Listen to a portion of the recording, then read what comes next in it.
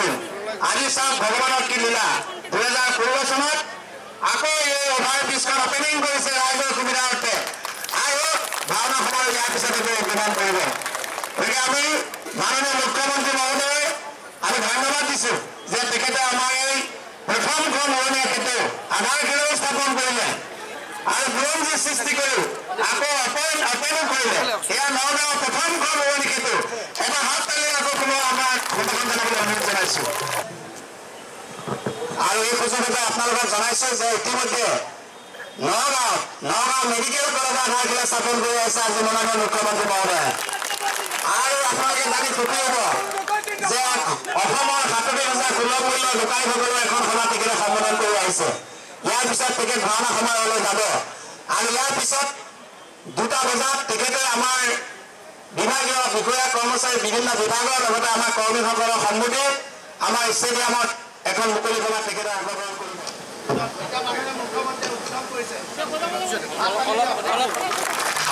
হাততালি উদ্বোধন কৰিছে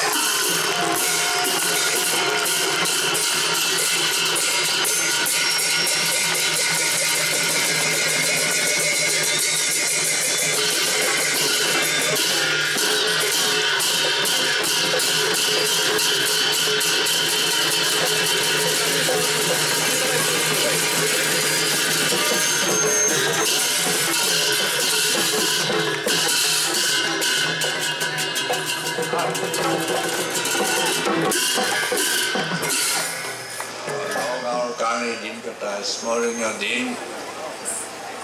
আজি কিছু সময়ৰ আগতে এখন মেডিকেল কলেজ আমি সকলোৱে জানো যে আমাৰ দিনত আজি শিক্ষাৰ ক্ষেত্ৰত আমি যে যথেষ্ট আগবাঢ়ি গৈছোঁ এইটোৱে প্ৰমাণ হৈছে যে আগে হয়তো কোনো সপোনত ভবা নাছিল যে নগাঁৱত এখন মেডিকেল কলেজ হ'ব কাৰণ নগাঁৱৰ যিখন হস্পিটেল আছিল সেইখনৰ 2001 চনলৈকে কি অৱস্থা আছিল সকলোৱে জানে কলেজৰ কথাটো বাদেই দিওঁ আজি নগাঁও ইঞ্জিনিয়াৰিং কলেজেই কওক পলিটেকনিকেই কওক মডেল স্কুলেই কওক ফুড ক্ৰাফ্টেই হওক এই বিভিন্ন অনুষ্ঠানবিলাক আৰু লগতে ৰাস্তাই কওক এই আজি উৰণীয়া যিখন সেতু এই ধৰণৰ ইমান ধুনীয়া আমাৰতো যোৰহাটতো মোৰ সমষ্টিটো নাই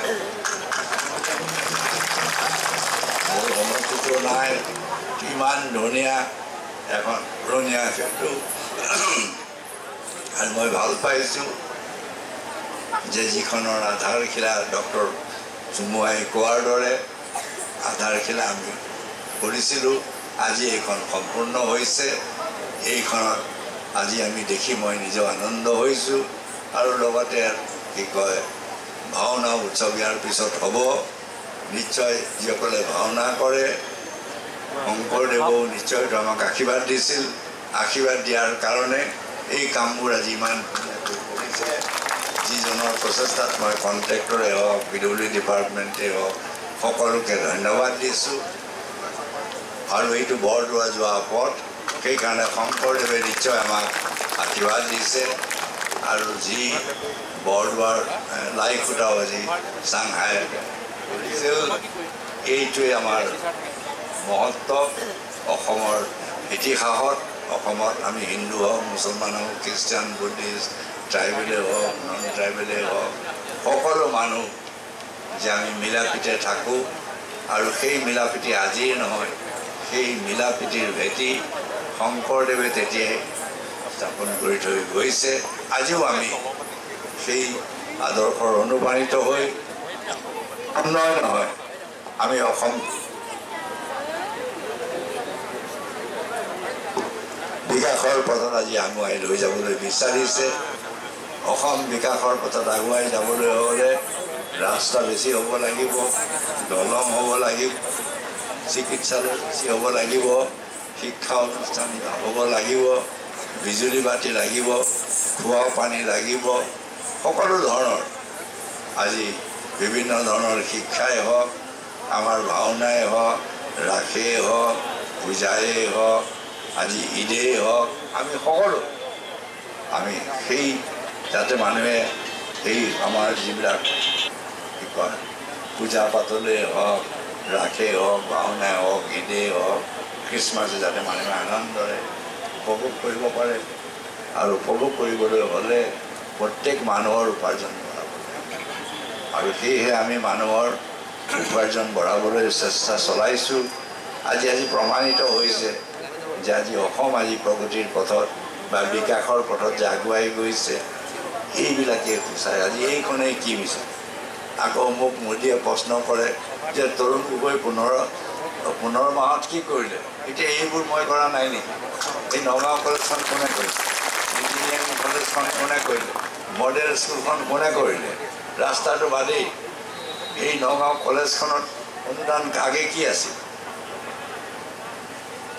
তো অসমৰ মানুহৰ চকু আছে আৰু মই অসমৰ মানুহক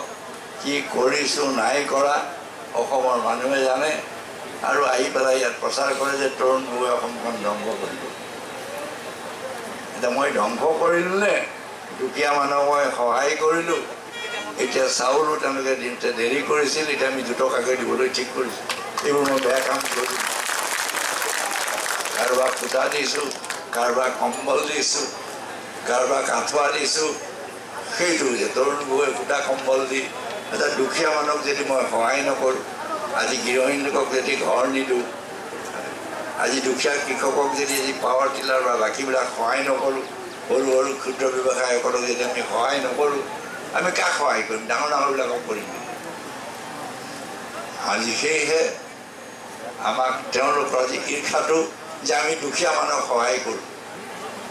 আৰু সেইটোৱে হ'ল মোৰ দুখ মোৰ আটাইতকৈ দুখ হ'ল যে মই দুখীয়া মানুহক সেৱা কৰোঁ সেয়েহে মোকে খবৰকৈ আহি প্ৰধানমন্ত্ৰীৰ পৰা আহি মুখ্যমন্ত্ৰীক তেওঁ আমাক আক্ৰমণ কৰে আমাক গালাগালি কৰে কৰক তেওঁ যিমানেই আক্ৰমণ নকৰক সেই আক্ৰমণ মই ভৰাই দিম কাৰণ আমাৰ লগত আছে দুখীয়া মানুহ আমাৰ লগত আছে দুখীয়া মানুহ মোক লাগে দুখীয়া ৰাখিবা মই দুখীয়াৰ সেৱক মই ধনীৰ সেৱক নহয় তোমাৰ আৰু মোৰ পাৰ্থক্য এইখিনিয়েই তুমি হৈছা ধনী মানুহৰ সেৱক তুমি 15 লাখ টকাত চুট পিন্ধা